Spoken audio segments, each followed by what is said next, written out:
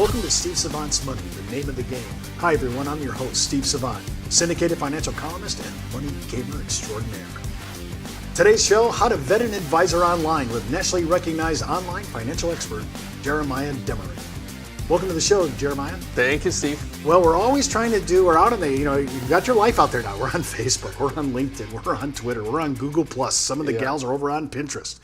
Everybody's really talking about themselves or doing selfies. We really pretty much now, people are disclosing themselves, and no more do I see this than any place else and in business. Because people want to know your profile, your education, your background.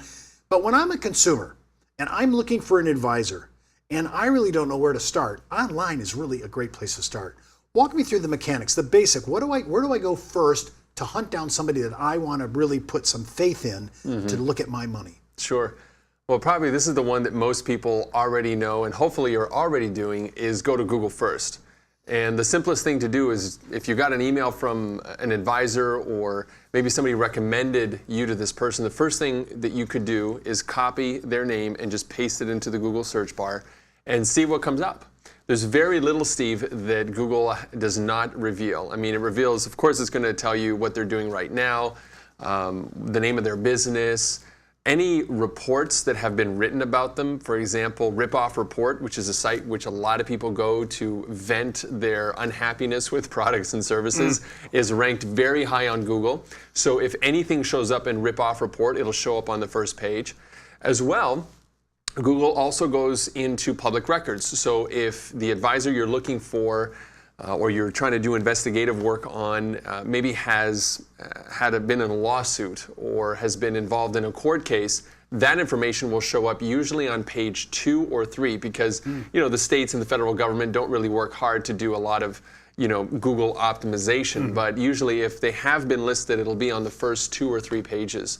Right there. So the first thing is to go to Google. Then if maybe you're a Bing user, you prefer to go the Bing route. Bing is also a great way to do it. And I would use that as the first place to start. That's my first step. Okay, so let's say I've done my search. Okay. And I see many people out there in my location. Now I want to really read their bios and get a little bit of a taste of their practice. Where can I go for that? Okay. Well, most advisors today use the most popular business social network out there, which is LinkedIn. And there are hundreds of thousands of financial advisors and insurance advisors that have already put a lot of work into their LinkedIn profile. So the next place that I would go is to go to LinkedIn and look at the reviews that this financial advisor has. Now, I'll tell you that working in this industry for over 10 years, not a lot of financial advisors or insurance agents work hard to get reviews. So if you don't see any, don't be surprised. It's not that they're a bad advisor. It's just, they've been a little bit behind the game, as it were, to use that methodology. But that's quickly changing. So I would go on their LinkedIn profile, and usually that will give you their best online professional bio that they have available. If they have recommendations, even better, because now it shows you that they're really active in the online environment. And if you found them in the first place online, it's usually a pretty good indication they can help you if you see that they're already active online as well. Now, do you give any more gravitas for an advisor who is by himself, he's just an independent, versus, oh no, he belongs to a firm or an agency, why I'm reading his LinkedIn bio? Is there any more, do you think there's any gravitas either way? You can take one of two roads on that. So one, you can think, okay, if I'm part of a larger agency, it's possible that I might get greater support. And that's usually kind of the argument that most insurance advisors use, that, hey, we're 20 people here, we're 40 or we're 50, or we're part of a group of 1,000, right? So we have specialists for all of this. If this is more for you and your family, maybe you're trying to protect your car or your home or your savings, the thing you want to think about is usually an individual advisor will be extremely loyal to their client base, and they'll work really hard to keep them because, he's really kind of just taking care of himself and his family. So he wants to make sure that all of his clients that he works with are going to be really well taken care of. So the gravitas, I find, comes into play usually when it's a business insurance product. But if you're a consumer and you're looking for great investment advice and you're looking for someone who's going to be there, most of the time an individual advisor who has a vested interest in you being successful, because they're not getting paid a salary by anybody, right? So they have to make sure that they take good care of you, otherwise you're going to leave and there goes part of their commissions. Well, when I think about the other places, like I don't know how many advisors disclose themselves on Facebook. They may have their own personal Facebook, but I don't know they have a corporate Facebook. But I've noticed that the people that do have it seem to be talking about their personal life a little bit more, some of the things that they're into outside the business of 8 to 5. It kind of gives me an idea of maybe the character or what they do, and that might be attractive to me. Absolutely. So think about this. We work with an advisor right now who's out of California who's really active in his church and very active in the golfing community. He actually was almost a pro golfer at one point. So if you go and interact with him in his social networks, you'll see that he's really into golf. He's really into his church. Now, if I have the same values as, let's just call him Jim, if I have the same values as Jim, right, that, I'm somebody who goes to church, or if I'm somebody who's really into golf, and I see that Jim interacts in those environments, obviously, I'm going to be attracted to Jim because on a personal level, I might feel a little more connected. So, that would be a personal decision. Some people are just more business, right? What's the price? What do I get? I don't have time to build a relationship, so just tell me what it is. And I think that's fine for those folks. But for the folks who are a little more about building a long-term relationship, then yeah, you definitely want to head over to Facebook. However, I will say that there's a very small percentage, less than 20% of the insurance advisors in the United States actually have a Facebook profile. So if you're only going to use Facebook to judge an advisor, it's probably not the best strategy because just a lot of them don't use it for their business. We come back from the break, we're going to go and talk about looking at an advisor's website and what to look for. Right back. It's not how much money you make, it's how much money you keep. And keeping more of your money is even harder these days with high taxes, fund expenses, and fees for financial advice. And when you consider the uncertainty of the market and the rising cost of living, the purchasing power of your dollar is constantly at risk. But a tax-deferred annuity with an inflation rider can be the most cost-effective way to generate increasing annual income without market volatility. For more information on how annuities may work for you, just email me at steve@thenameofthegame.tv and ask for our free annuity information. Welcome back to our second segment. Jeremiah, now I've been on LinkedIn, I've been on Facebook. I really looked at different aspects. I Googled at the front end, as you suggested. Now I'm ready to click on the LinkedIn or the Facebook, and I notice they have a website. So I click on it. I come to the website. What am I looking for? I'm a consumer. I'm trying to make it is a hard call to say I'm trying to make a judge of character on the first pass on a person's website. But there's some things to look for. What am I looking for? Yeah, well, it's so funny. It is a hard call, but it's actually something that happens psychologically on a deep, almost unconscious level. They did a study in the UK not too long ago where they showed consumers brands related to insurance. And you know that it takes us less than 1 second, it's actually 0.6 seconds to make a judgment of a financial website.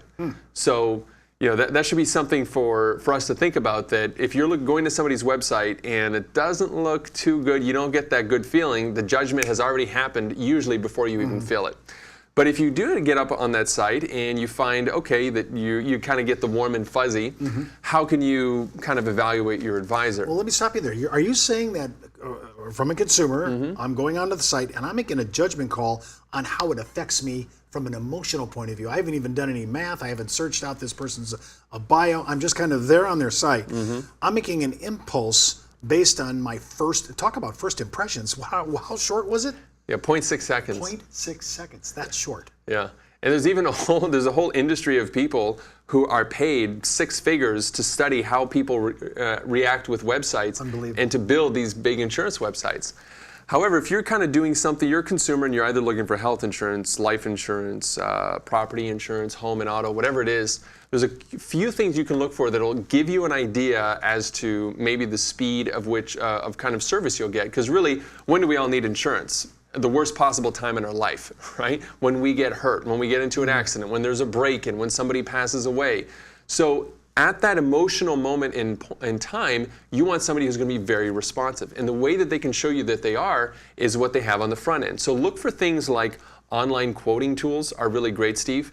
Most advisors today have access to online quoting systems where you can simply put in my height, weight, date of birth, maybe the amount of investments I have, and it can give me a quote instantly without talking to somebody.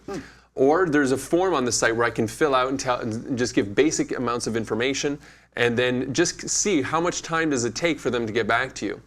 Another thing to look for is, are these advisors part of any industry associations or groups?